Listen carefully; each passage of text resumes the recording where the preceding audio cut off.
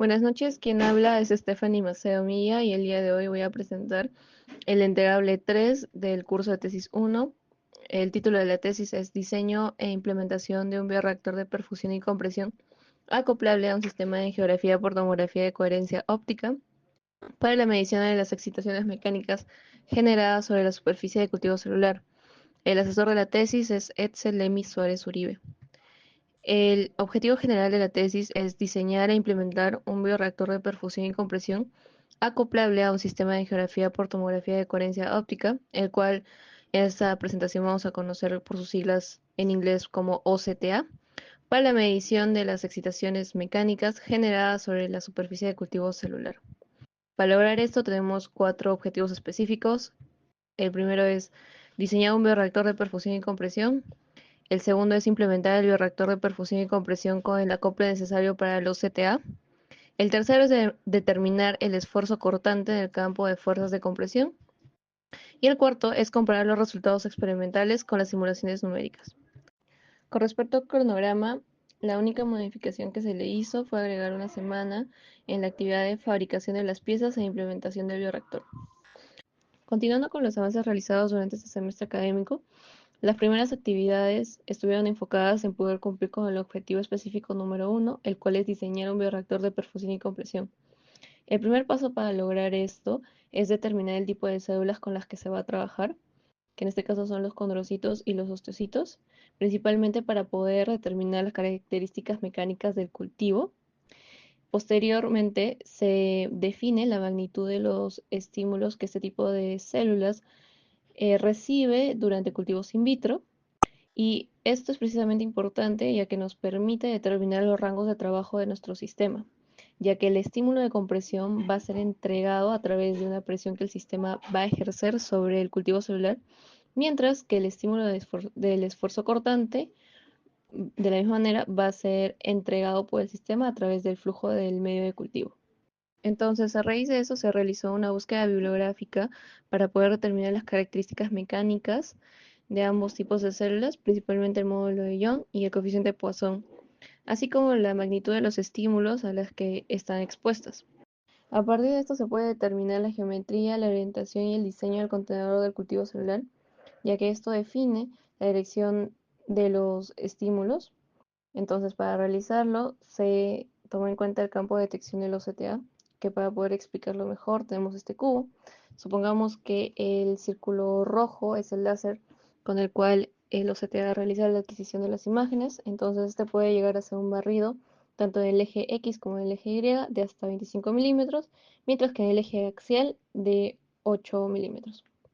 También se tomaron en consideración las dimensiones comerciales de las placas de microtitulación, en este caso de los pocillos unitarios, y se tomó como referencia el tamaño de pocillo de aquellos de las placas de 48, principalmente por un tema de fabricación. Entonces, como podemos ver, es así como se define el diseño y la orientación del bioreactor, siendo que la compresión se realiza en el eje Z y la perfusión se realiza en el eje Y. Esto nos permite hacer una lectura del área de formación y el esfuerzo cortante en el plano XY.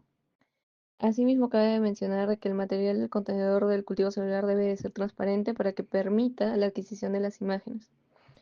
Entonces, a partir de este punto ya podemos determinar los valores de presión y de flujo.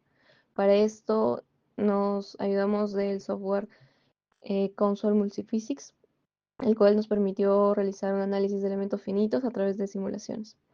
Entonces, en el caso de la presión, el cual está ligado al estímulo de compresión, primero se modeló un disco de radio de 5,5 milímetros y una altura de 50 micras para poder mimetizar un cultivo de monocapa de células y para poder diferenciar entre si es un cultivo de condrocitos y ostocitos, simplemente se les cambia las características mecánicas del material. Y lo que se realizó fue aplicar una presión sobre este disco y determinar cuánto se comprimía con respecto a su altura.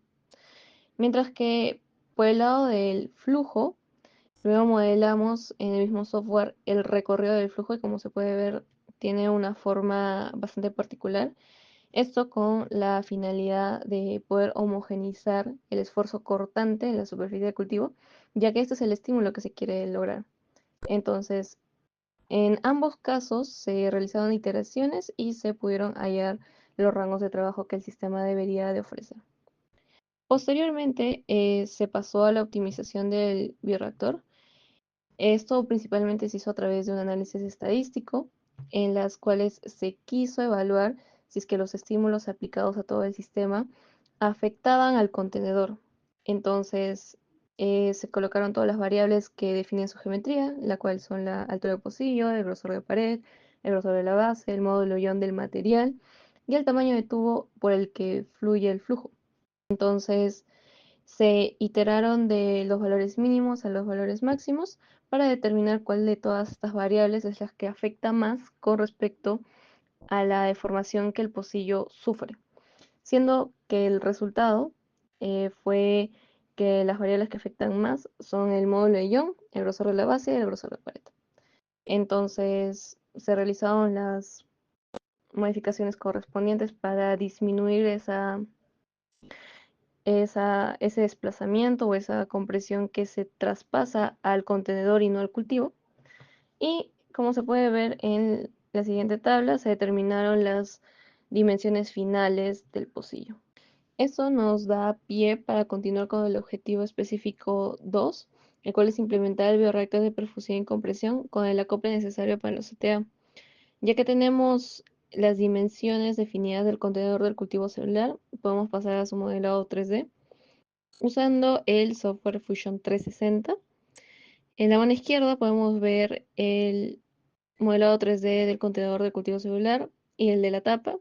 Ambas piezas van a estar hechas de polidimetilsiloxano, mejor conocido como PDMS, mientras que en la mano derecha tenemos un pequeño acople que permite la manipulación del contenedor sin que éste se rompa, que va a estar hecho de PLA. En la siguiente diapositiva se puede observar la fabricación de ambos pares de piezas. Como se puede ver en la mano izquierda, se observa tanto la tapa como el contenedor del cultivo celular hechos en PDMS. Y en la mano derecha tenemos el acople de PLA. Como se puede observar, en su base tiene un pequeño agujero que permite la adquisición de las imágenes. Asimismo, se realizó una pequeña prueba con el OCTA en la cual se puede diferenciar tanto el acople de PLA como las capas de PDMS. Finalmente, cabe mencionar que el avance de la tesis hasta ahora es de un 45% y que se está cumpliendo puntualmente con el cronograma.